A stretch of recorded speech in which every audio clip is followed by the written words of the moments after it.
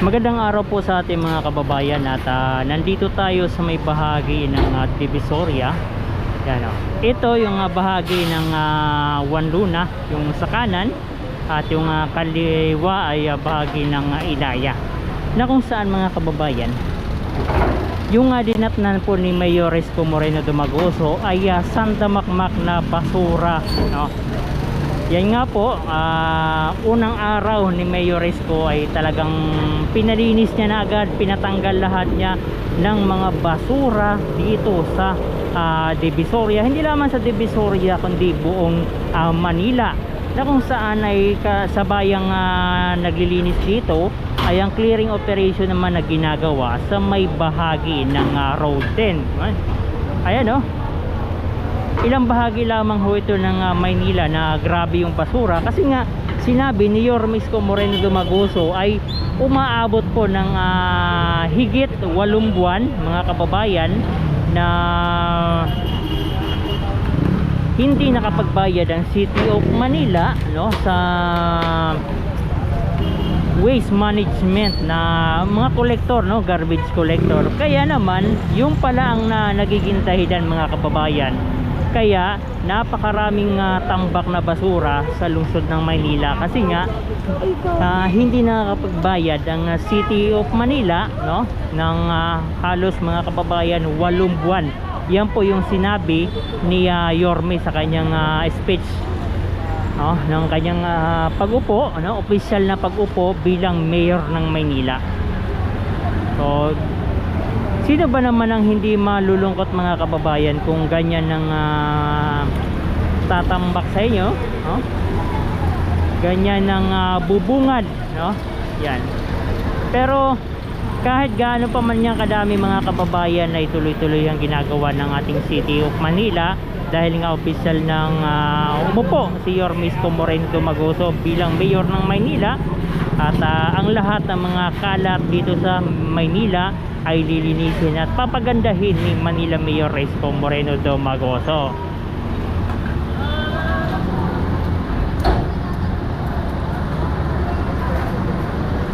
At ito naman ang sitwasyon ngayon sa may bahagi ng Divisoria mga kababayan, no?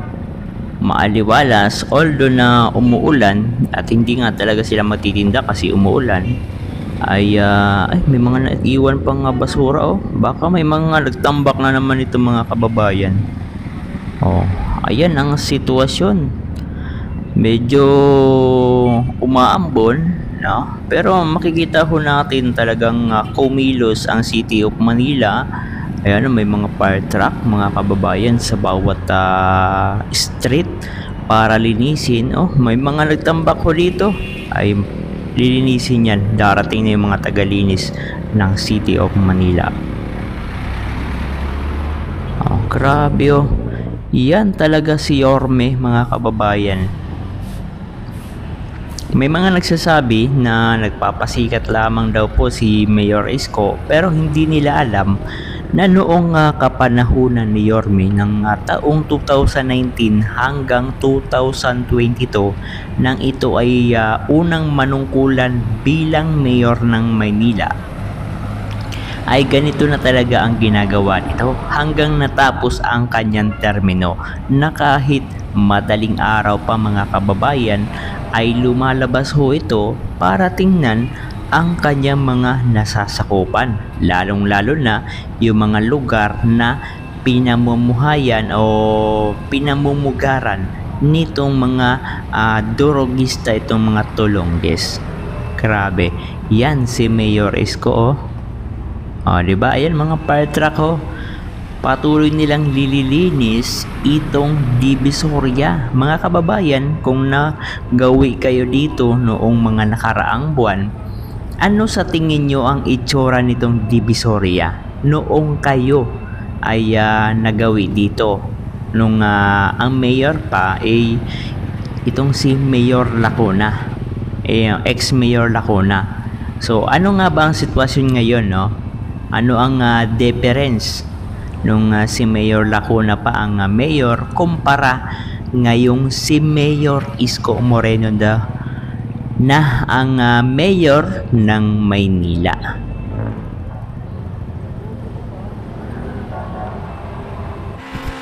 Ganito naman ang sitwasyon kabayan sa ilang bahagi ng Divisoria. Yan o. Kung saan ay sinasabunan pa nga nila kabayan no. Sa bawat street nitong Divisoria, grabe yung ginagawang paglilinis ng ating mga DPS, ng DEPW. Yung DEPW, yan po yung Department of Engineering and Public Works ng City of Manila. Itong mga DPS, itong public nakalimutan ko kabayan kung ano yung ano ng DPS, pero ang daming sangay, kumbaga yung mga department ng City of Manila na naglilinis ng buong Manila. So ito, hindi ko alam kung ano na mga ahensya ito ng City of Manila, pero grabe yung kanilang paglilinis kabayan no. Ibang iba talaga. Pag ipinag-utos ni Yorme na linisin ang Maynila, ayan, grabe, wala pang isang araw mga kababayan, tuloy-tuloy ang kanilang paglilinis. Ang maganda ho nito, bukod dito sa flashing kabayan, may ibang part kasi ng kumbaga ibang style yung ibang nagpa-flashing dito sa City of Manila, na kung saan ay talagang tinatanggal yung mga itim-itim na mga putik na nagdigitan na mga libag nitong mga kalsada. Pero I think ginagamit lamang ho nila yon doon sa mga sidewalk para naman maging malinis tingnan ang bahagi ng mga sidewalk at komportable na maglalakad-lakad yung ating mga batang Manileño. So ayan ang sitwasyon mga kababayan dito sa may harapan ng Divisoria Mall. Yun pati gilid mga kababayan. So ang ginagawa ho nila dito, binubomba nila ng tubig. Pagkabomba nila ng tubig, syempre yung mga basura mapupunta sa gilid, may mga tagawalis para doon sa tubig at yung mga basura ay itinatabi nila. Doon naman sa pinakalikuran nitong nagpa-flashing kabayan ay may mga nagwawalis naman diretso kuha ng mga basura na mga naipon. So ganyan ka organize itong ginagawa nilang paglilinis dito sa Divisoria. Yan, kitang-kita nyo yan. Hindi po yan nagawa mga kababayan so many years, 3 years almost kabayan, hindi yan nagawa nung dating mayor ng Maynila. Ngayon lamang yan mga kababayan. So talagang matutuwa. Sabi nga nung ating mga kababayan na dumadaan dito, yung mga batang Manileño, sabi nila sa wakas nangyari din na palinisan din. Tapos nagulat ho sila yung mga namimili dito sa may bahagi ng Divisoria Mall. Bakit daw nakakadaan na sila? Dati ay hirap na hirap kahit motor. Ngayon ang luwag-luwag